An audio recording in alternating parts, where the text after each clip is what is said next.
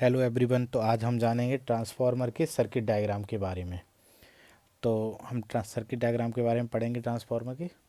तो ये जो सर्किट है ट्रांसफार्मर का, ये आपने पहले भी देखा हुआ है। ये प्राइमरी वाइंडिंग है और यहाँ पे ये सोर्स जुड़ा हुआ है। जिस साइड सोर्स जुड़ा होता है वो प्राइमरी वाइंडिंग है, ब्लू कलर से दिखाई है। तो जब इस सोर्स में एसी करंट सोर्स छोड़ते हैं तो यहाँ पे प्राइमरी करंट I1 फ्लो करती है। इस I1 की वजह से फ्लक्स बनता है और ये फ्लक्स इस तरीके से पूरे कोर में सेट हो जाता है। इस तरीके से पूरे कोर में क्या होगा, ये फ्लक्स सेट हो जाएगा। इस फ्लक्स का बहुत थोड़ा सा हिस्सा ये एयर के थ्रू लीक हो जाता है, वापस आता है, जो प्राइमरी सेकेंडरी बाइंडिंग से लिंक नहीं करता। तो इस वाले को बोलते हैं लीकेज फ्लक्स। इस वाले को क्या बोलते हैं, लीकेज फ्लक्स। जो एयर में लीक हो जाता है, जो केवल एक बाइंडिंग से लिंक करेगा। चाहे प्राइमरी बाइंडिंग का लीकेज फ्लक्स होगा तो केवल प्राइमरी से लिंक करेगा, सेकेंडरी से लिंक नहीं करेगा। इसी तरीके से सेकेंडरी बाइंडिंग में भी लीकेज फ्लक्स होता है और वो केवल सेकेंडरी बाइंडिंग की में लिंक करेगा। सेकेंडरी करंट I2 की वजह से सेकेंडरी बाइंडिंग का लीकेज फ्लक्स बनता है, जो केवल सेकेंडरी बाइंडिंग से लिंक करता है। अगर कभी पूछा जाए लीकेज फ्लक्स क्या होता है तो आप ये बताओगे, ट्रांसफार्मर के केस में लीकेज फ्लक्स किसी एक बाइंडिंग से लिंक होने वाला फ्लक्स है। जो फ्लक्स दोनों बाइंडिंग से लिंक करता है, जो कोर में सेट है, इसको बोलते हैं लिंकेज फ्लक्स। क्या बोलते हैं, लिंकेज फ्लक्स। जो फ्लक्स दोनों वाइंडिंग से लिंक करेगा उसको हम लिंकेज फ्लक्स बोलेंगे। हमारे काम का जो फ्लक्स है वो लिंकेज फ्लक्स है, लीकेज फ्लक्स हमारे काम का नहीं है। अब जब प्राइमरी वाइंडिंग में हमने I1 करंट दी तो वो I1 करंट यहाँ पे प्राइमरी वाइंडिंग में दी गई होगी। फिर प्राइमरी वाइंडिंग का अपना रेजिस्टेंस होगा, कुछ न कुछ। बाइंडिंग है कॉपर की है तो उसका अपना खुद का कुछ न कुछ रेजिस्टेंस होगा, उसको R1 से दिखा देंगे यहाँ पे। फिर प्राइमरी वाइंडिंग में फ्लक्स कुछ लीक हुआ है, तो जो फ्लक्स लीक हुआ है उसके करस्पॉन्डिंग जो रिएक्टेंस होता है उसको बोलते हैं लीकेज रिएक्टेंस X1। जो प्राइमरी वाइंडिंग में फ्लक्स लीक हुआ है उसके करस्पॉन्डिंग जो रिएक्टेंस होगा उसको लीकेज रिएक्टेंस बोलेंगे। इसी तरह सेकेंडरी वाइंडिंग का रेजिस्टेंस होगा R2 और सेकेंडरी वाइंडिंग में जो फ्लक्स लीक होगा उसको बोलेंगे X2। X2 या X1 X2 क्या है, लीकेज रिएक्टेंस है। लीकेज रिएक्टेंस मतलब लीकेज फ्लक्स के करस्पॉन्डिंग रिएक्टेंस। ये जो बीच में आप देख रहे हो, ये जो बीच में आप देख रहे हो, ये कोर को रिप्रेजेंट कर रहा है। ये किसको रिप्रेजेंट कर रहा है, कोर को, है ना। तो कोर को कैसे रिप्रेजेंट कर रहा है ये समझेंगे। तो ये कोर का जो रेजिस्टेंस होगा, कोर में होने वाले लॉसेस के करस्पॉन्डिंग जो रेजिस्टेंस होता है उसको बोलते हैं आरसी। आरसी वास्तव में रेजिस्टेंस नहीं है। तो कोर में जो भी लॉसेस होते हैं उन सबको दिखाने के लिए एक रेजिस्टेंस बना दिया जाता है सर्किट में रिप्रेजेंट करने के लिए। वास्तव में ये रेजिस्टेंस नहीं होता है। तो ये कोर लॉसेस को रिप्रेजेंट करने वाला रेजिस्टेंस है, इसको आरसी बोलेंगे। और यहाँ पे जो रिएक्टेंस होता है जो मैग्नेटाइज करता है कोर को, उसको बोलते हैं एक्सएम। एक्सएम क्या है, मैं आरसी और एक्सएम लिख दे रहा हूँ, बाकी सब आसान है। आरसी क्या है, resistance corresponding to core losses. इसका मतलब क्या है, इसका मतलब ये है कि मान लो कोर में 100 वाट का लॉस हो रहा है, तो ऐसा रेजिस्टेंस जोड़ेंगे जिसमें सेम वोल्टेज पे कितने वाट का लॉस हो, 100 वाट का। एक्सएम क्या है, मैग्नेटाइजिंग रिएक्टेंस है, मैग्नेटाइजिंग रिएक्टेंस है। ये दो नाम जरूरी है, भूल जाते हैं बच्चे। R1 क्या है, प्राइमरी वाइंडिंग का रेजिस्टेंस। R2 क्या है, सेकेंडरी वाइंडिंग का रेजिस्टेंस। X1 X2 क्या है, प्राइमरी और सेकेंडरी वाइंडिंग के लीकेज रिएक्टेंस है। अब हम थोड़ा करंट के बारे में समझ लेते हैं। यहाँ जो करंट फ्लो करेगी इसको बोलेंगे सेकेंडरी वाइंडिंग करंट I2। इसके करस्पॉन्डिंग प्राइमरी वाइंडिंग में जो करंट आएगी उसको बोलेंगे I2 डैश। I2 डैश क्या है, secondary current referred to primary side. यहाँ पे जो करंट होगी उसको बोलेंगे मैग्नेटाइजिंग करंट I म्यू या IM से दिखाते हैं। यहाँ जो करंट फ्लो करेगी उसको बोलेंगे IC, कोर लॉस के corresponding current. Core loss basically दो होते हैं, हिस्टैरिसीस और एडी करंट। IC और I म्यू का जो सम होता है उसको बोलते हैं I naught, no load current. I naught मतलब नो लोड करंट। और I नॉट और I2 डैश का सम जो होगा उसको बोलेंगे I1 डैश। मैं दोनों इक्वेशन लिख देता हूँ। I नॉट जो होगा वो बराबर होगा किसके, IC प्लस I म्यू के, मैग्नेटाइजिंग करंट और कोर लॉस करंट के बराबर होगा। और I1 जो बराबर होगा वो I नॉट और I2 डैश के, इन दोनों के बराबर होगा, है ना। तो ये हमने यहाँ पे इक्वेशन आपको बना के दिखा दी है। आई होप आपको सर्किट डायग्राम समझने में कोई दिक्कत नहीं हुई होगी, है ना। यहाँ पे N1 और यहाँ पे N2, प्राइमरी साइड में N1, सेकेंडरी साइड में N2। अब मैं एक और चीज़ आपको दिखा देता हूँ। यहाँ पे जो EMF इंड्यूस होता है उसको बोलते हैं E2। सेकेंडरी साइड में जो EMF आता है E2। तो क्या प्राइमरी साइड में भी EMF आता है? हाँ, प्राइमरी साइड में जो आता है उसको बोलते हैं E1। तो हमने जो आपको रिलेशन पढ़ाया है प्राइमरी और सेकेंडरी साइड की EMF का, E1 अपॉन E2 बराबर N1 upon N2। E1 upon E2 किसके बराबर होगा? N1 अपॉन N2 के बराबर होगा। E1 अपॉन E2 किसके बराबर होगा? N1 अपॉन N2 के बराबर होगा। ये रिलेशन हमने आपको ऑलरेडी पढ़ा रखा है। अब ये सर्किट डायग्राम हमने पढ़ा दिया, मैं आपको दिखा दूंगा, लिखा दूंगा बाद में सब अब हम समझते हैं आइडियल ट्रांसफार्मर। हम क्या पढ़ेंगे? अच्छा, आइडियल ट्रांसफार्मर क्या होगा और आइडियल ट्रांसफार्मर का सर्किट डायग्राम कैसा दिखाई देगा वो और समझो। हम एक एक करके कंडीशन पढ़ेंगे और एक एक करके उसका सर्किट डायग्राम बनाएंगे। तो आइडियल ट्रांसफार्मर की पहली कंडीशन होती है कि no winding resistance. Ideal transformer की प्राइमरी वाइंडिंग और सेकेंडरी वाइंडिंग ऐसी होती हैं कि उनका कोई भी रेजिस्टेंस नहीं होता है, कोई भी वाइंडिंग का रेजिस्टेंस नहीं होगा। मतलब R1 बराबर होगा 0 के और R2 बराबर होगा 0 के। और अगर R1 R2 0 होगा तो कॉपर लॉसेस क्या होंगे? 0 होंगे। इसमें कोई भी कॉपर लॉसेस नहीं होंगे। किस में?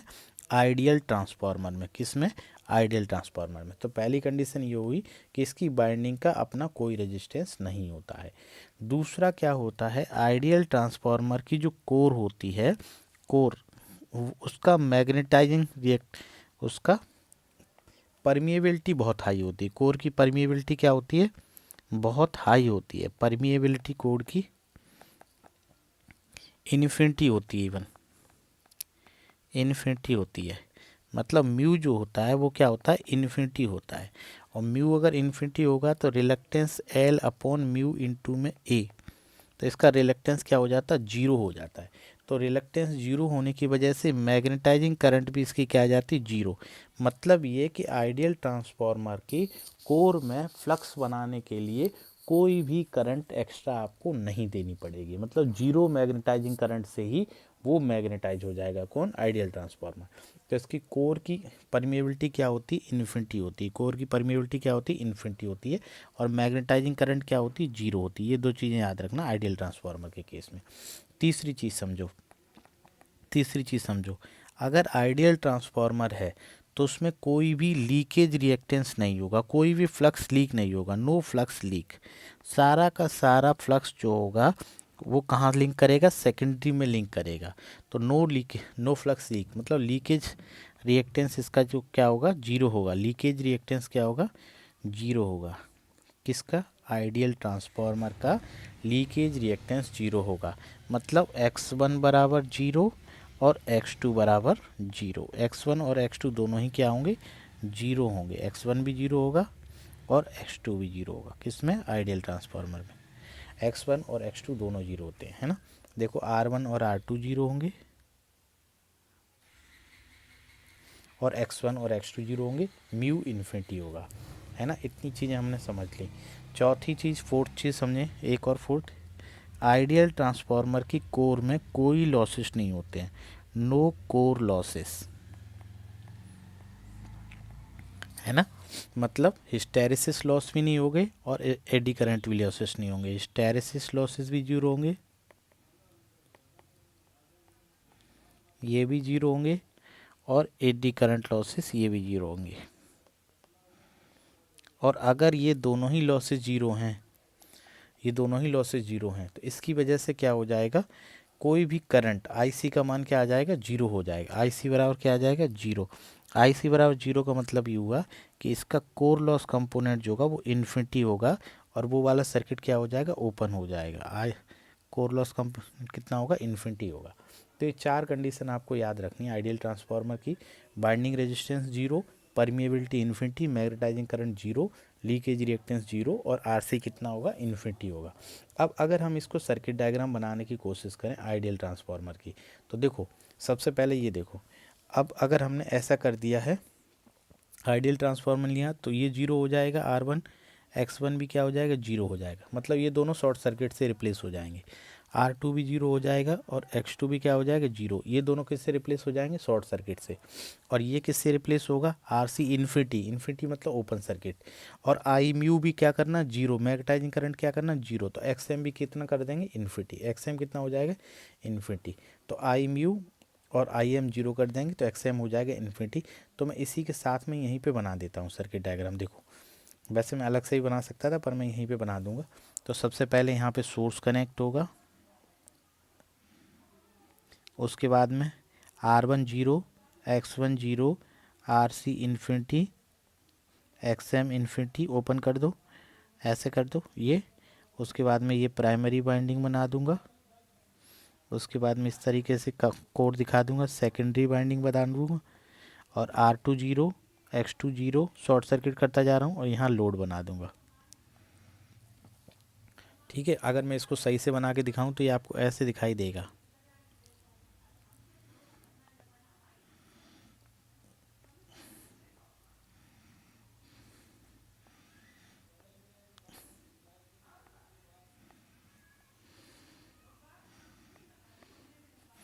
अब आप एक चीज़ ध्यान से देखो, इसमें ये E1 है और ये V1 है, ये E2 है और ये B2 है। तो आइडियल ट्रांसफार्मर में E1 और B1 बराबर होते हैं। आइडियल ट्रांसफार्मर अगर होगा तो E1 और B1 क्या होंगे, E1 बराबर हो जाएगा V1 के और E2 बराबर हो जाएगा V2 के। इसीलिए ऐसा लिख दिया जाता है कि V1 अपॉन V2 बराबर N1 अपॉन N2। वास्तव में ये किसके लिए होता है, वास्तव में ये आइडियल ट्रांसफार्मर के लिए होता है। किसके लिए होता है, आइडियल ट्रांसफार्मर के लिए। V1 अपॉन V2 बराबर N1 अपॉन N2, क्योंकि आइडियल ट्रांसफार्मर में ऐसा हो जाता है। ठीक है, तो ये याद रखना, यहाँ पे जो मैंने बनाया है ये वाला चित्र, ये किसका है, ये आइडियल ट्रांसफार्मर का है, आइडियल ट्रांसफार्मर का है। ये आइडियल ट्रांसफार्मर का ये चित्र दोनों आइडियल ट्रांसफार्मर के हैं। ठीक है, और ये प्रैक्टिकल ट्रांसफार्मर वाला है। ओके, अब हम एक और चीज़ समझेंगे। एक और चीज़ हम क्या समझेंगे, एक और चीज़ हम ये समझेंगे इक्विवेलेंट सर्किट डायग्राम कैसे बनाते हैं। इक्विवेलेंट सर्किट डायग्राम थोड़ा सा लंबा हो जाएगा लेक्चर, लेकिन कोई बात नहीं, आप थोड़ा ध्यान रखना। इक्विवेलेंट सर्किट डायग्राम देखो, primary side source, primary winding का रेजिस्टेंस, प्राइमरी वाइंडिंग का लीकेज रिएक्टेंस, RC, XM और ये प्राइमरी वाइंडिंग, ये दोनों कोर के कंपोनेंट, ये सेकेंडरी वाइंडिंग, ये R2 सेकेंडरी वाइंडिंग का रिएक्टेंस, ये सेकेंडरी वाइंडिंग का रिएक्टेंस, ये रेजिस्टेंस R2, ये रिएक्टेंस X2 और यहाँ पे जुड़ा रहेगा लोड। ठीक है, अब हम क्या करने वाले हैं, हम इन R2 और X2 को, ये जो R2 और X2 है, इनको रिफ़र करेंगे प्राइमरी साइड में। R2 और X2 को क्या करेंगे, प्राइमरी साइड में हम रिफ़र करने वाले हैं। तो देखो, अगर ये N1 अनुपात N2 में है, अगर ये N1 अनुपात N2 में है तो रिफ़र कैसे होता है, अगर मैं R2 को प्राइमरी साइड लाऊंगा तो इसको बोलूँगा R2 डैश। तो R2 डैश बराबर होगा N1 अपॉन N2 का होल स्क्वायर इंटू में R2। इसी तरह से अगर सेकेंडरी X2 को रिफर करके लाऊंगा तो इसको बोलूँगा X2 डैश, ये होगा N1 अपॉन N2 का होल स्क्वायर इंटू में X2 सॉरी, इंटू में क्या होगा, X2 होगा, इंटू में X2 हो जाएगा। इस तरीके से ये हमें रिफ़र करके मिलेंगे। तो जब ये दोनों रिफ़र होके प्राइमरी साइड में आ जाएंगे, ये दोनों रिफ़र होके किधर आ जाएंगे, प्राइमरी साइड में, तो कैसे दिखाई देगा सर्किट, वो देखो। ये प्राइमरी साइड का सोर्स, ये प्राइमरी रेजिस्टेंस R1, ये प्राइमरी रिएक्टेंस X1, ये RC, ऐसे कैसे ही रहेंगे, XM ऐसा कैसा रहेगा। अब इसके बाद में यहाँ पे आ जाएगा R2 डैश, यहाँ पे क्या आ जाएगा, R2 डैश। और R2 डैश का मान कितना होगा, मान होगा N1 अपॉन N2 का होल स्क्वायर इंटू में R2। और ये आ गई प्राइमरी वाइंडिंग और ये आ जाएगी सेकेंडरी वाइंडिंग, और यहाँ से R2 और X2 जा चुके हैं, तो यहाँ इस तरीके से केवल बचेगा ये सर्किट। ठीक है, अब हम क्या कर रहे हैं, सेकेंडरी साइड के एलिमेंट को प्राइमरी साइड में ला रहे हैं आसान करने के लिए सर्किट को। अब देखो, एक और एजम्पशन मानेंगे। अगर हम ये मान लें कि यहाँ पे जाने वाली करंट बहुत कम है, यहाँ पे जाने वाली करंट क्या है, आई नोट का मान बहुत कम है, मान क्या लें, वैसे भी no load current I naught जो होती है इसको बोलते हैं नो लोड करंट। ये फुल लोड करंट की 2 से 3% होती है। कितनी होती है? ये होती है 2 से 3%, 2 to 3% of full load current. मतलब ये कि अगर ट्रांसफार्मर पूरे लोड पे ऑपरेट कर रहा है तो अगर 1000 एम्पियर करंट फ्लो कर रही है तो यहाँ पे मुश्किल से 20 एम्पियर करंट फ्लो करेगी, है ना। तो हम इसको इग्नोर कर सकते हैं, इसको हम क्या कर सकते हैं, इग्नोर कर सकते हैं। तो अगर इग्नोर करेंगे तो इस वाली ब्रांच को इधर शिफ्ट कर रहे हैं और ये R2 डैश और X2 डैश को इधर मूव करा रहे हैं। तो देखो सर्किट कैसा बनेगा, इसके बाद वाला सर्किट देखो, ये source R1 X1 R2 dash और X2 डैश, और यहाँ पे ये बन जाएगा RC और ये बन जाएगा XM, और इस तरीके से यहाँ पे प्राइमरी वाइंडिंग और इस तरीके से यहाँ पे सेकेंडरी वाइंडिंग, और यहाँ ये लोड लग जाएगा। थोड़ा राइटिंग ख़राब हो रहा है, आप समझ लेंगे, RC और XM। अब मैं क्या कर सकता हूँ, मैं R1 और R2, देखो R1 और R2 डैश ये सीरीज में है, तो R1 प्लस R2 डैश इसको बोल दूंगा R इक्वलेंट 1। इसका मान बराबर होगा RE1 बराबर होगा R1 प्लस R2 डैश की जगह क्या लिख सकता हूँ मैं, N1 अपॉन N2 का होल स्क्वायर इंटू में R2, ऐसे लिख सकता हूँ। इसी तरह X1 प्लस X2 डैश को लिख सकता हूँ मैं XE1 इक्वलेंट रिएक्टेंस, तो XE1 बराबर आ जाएगा X1 plus N1 upon N2 का होल स्क्वायर इंटू में X2। तो ये फाइनल सर्किट जो बनेगा वो कुछ ऐसा नज़र आएगा, RE1 XE1 RC XM, और ये प्राइमरी वाइंडिंग, ये कोर, और ये सेकेंडरी वाइंडिंग, और यहाँ पे जुड़ जाएगा लोड। ठीक है, तो इक्विवेलेंट सर्किट में हमें इतना ही पढ़ना होता है। तो देखो एक बार फिर से देख लो, सबसे पहले हमने ये पढ़ा ट्रांसफार्मर में किस तरीके से फ्लक्स का सेटिंग होता है, फिर मैंने ट्रांसफार्मर का सर्किट डायग्राम आपको पढ़ाया है डिटेल में, I1 I2 डैश पढ़ाया है, ये सब पता है।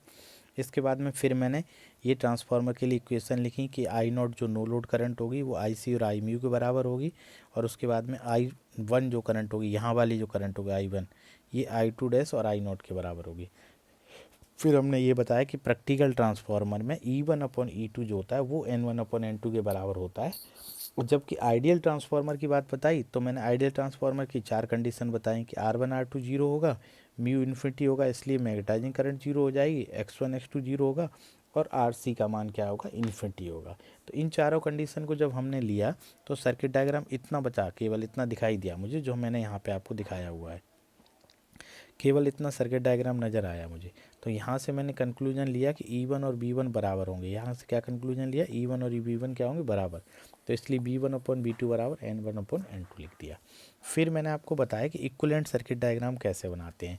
तो इक्विवेलेंट सर्किट डायग्राम में मैं सेकेंडरी साइड के जो एलिमेंट्स हैं उनको प्राइमरी साइड में रिफ़र करके ला रहा हूँ। तो R1 और R2 को मैं रिफ़र करके कहाँ ला रहा हूँ, प्राइमरी साइड में, प्राइमरी साइड में ला रहा हूँ रिफ़र करके, है ना। तो उसके लिए हमने ये बताया कि रिफ़र करने के लिए हम ये फार्मूला यूज करते हैं, R2 डैश बराबर N1 अपॉन N2 का होल स्क्वायर इंटू में R2, और X2 डैश बराबर N1 अपॉन N2 का होल स्क्वायर इंटू में X2। देखो इसमें बहुत कन्फ्यूजन होता है, सिंपल सा इतना समझो, जिस साइड रिफ़र करके ले जाना है उस साइड का ऊपर आएगा। जैसे अगर मैं R1 डैश निकालूँ, मतलब प्राइमरी साइड के रेजिस्टेंस को सेकेंडरी साइड ले जाऊँ, तो सेकेंडरी साइड के टर्न ऊपर आ जाएंगे, और सिंपल से इसमें R1 आ जाएगा। इसका एक छोटा सा डेरिवेशन है, मैं अभी जल्दी से करके दिखा देता हूँ, है ना। देखो कैसे लिखते हैं, R2, ये छोड़ो, इतना डेरिवेशन आपसे नहीं पूछा जाएगा, इसको छोड़ सकते हो, है ना। तो X2 डैश बराबर ये हो जाएगा। फिर R2 इधर ले आए, इन दोनों को सीरीज में जोड़ दिया, RE1 और XE1 निकाल दिए और फाइनल सर्किट बना दिया। तो इक्विवेलेंट सर्किट बनाने के लिए बोला जाएगा तो आपको परीक्षा में ये 3 चित्र बनाना ज़रूरी है। सबसे पहले ये चित्र बनाओगे, उसके बाद में ये वाला चित्र बनाओगे, उसके बाद में ये वाला चित्र बनाओगे और लास्ट में आप ये लास्ट वाला चित्र बनाओगे। ठीक है, थैंक यू वेरी मच।